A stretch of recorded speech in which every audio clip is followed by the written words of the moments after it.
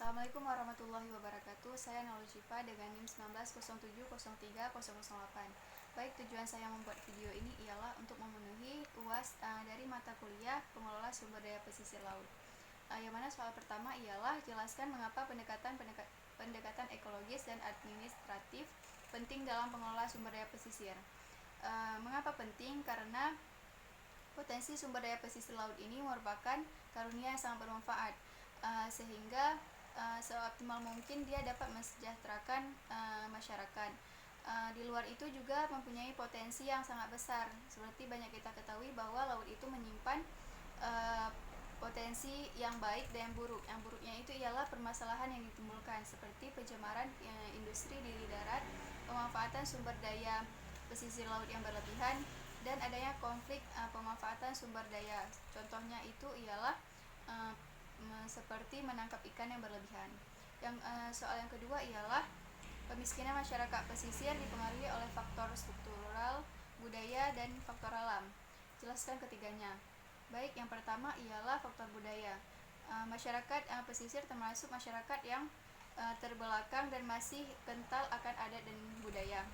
Nah, di samping itu kurangnya kesempatan berusaha dan kurangnya akses terhadap informasi baik itu teknologi maupun permodalan, sehingga budaya dan gaya hidupnya itu pun cenderung boros, menyebabkan posisi tawar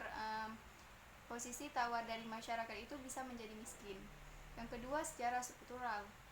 Jadi masyarakat ini mempunyai cara yang berbeda dalam aspek pengetahuan, kepercayaan, peranan sosial, struktur sosial, sehingga mempunyai kelemahan gitu, yaitu lemah akan tingkat ekonominya, gender maupun dari minoritas yang diperlakukan tidak adil atau mendapat perlakuan diskriminasi.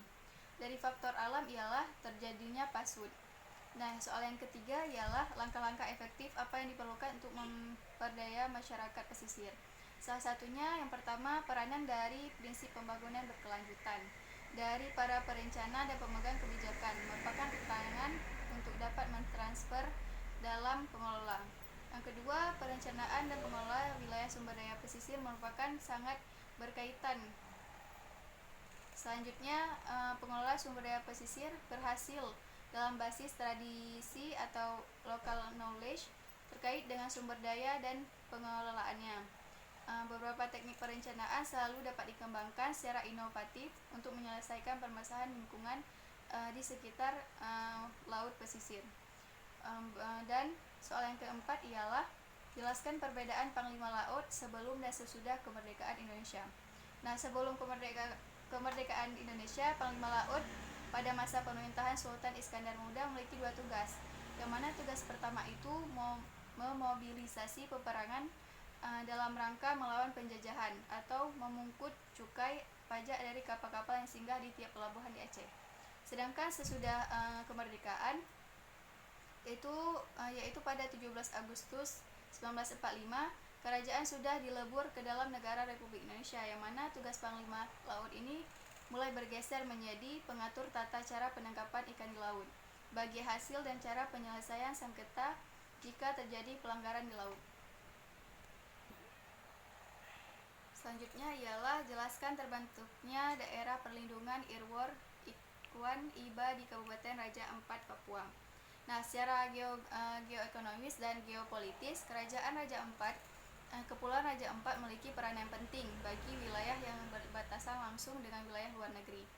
Pulau Fani yang terletak di ujung utara di rangkaian Pulau Raja Ampat berbatasan langsung dengan Republik Pulau, yang mana sebagai wilayah kepulauan, daerah ini memiliki pulau sebanyak 1.800 pulau besar dan kecil, atau panjangnya itu mencapai 753 km dengan 35 pulau yang berpenghuni.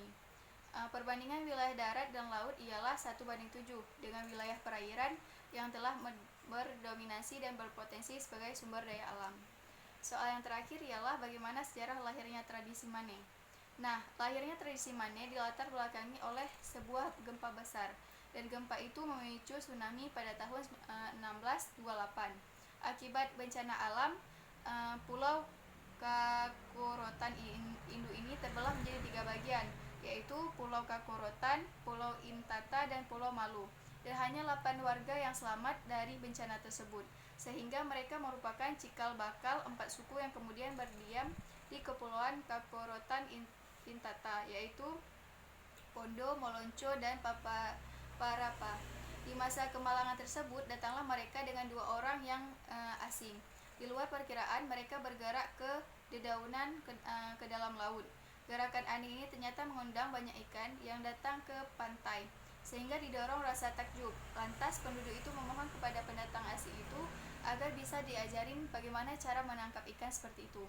Lalu pendatang tersebut bersedia untuk mewarisi alat-alat dan cara untuk penangkapan ikan, sehingga sejak itu dikenal dengan tradisi Mane.